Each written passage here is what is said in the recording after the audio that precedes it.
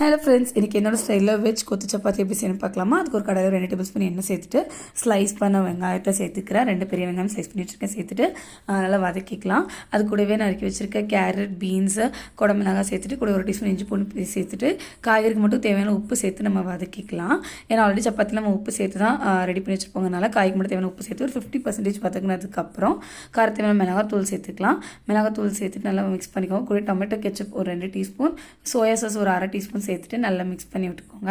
அதுக்கப்புறம் ஒரு teaspoon cornflour தண்ணி சேர்த்து கரைச்சி வச்சுருந்தேன். அதை சேர்த்துட்டு தேவையான தண்ணி சேர்த்து நல்லா கொதிக்க விடுங்க.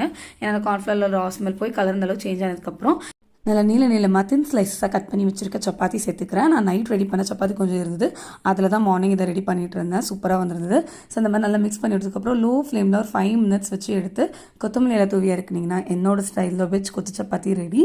ட்ரை பண்ணி பாருங்கள் ஃப்ரெண்ட்ஸ், யம்மியாக இருக்கும். Bye, thank you.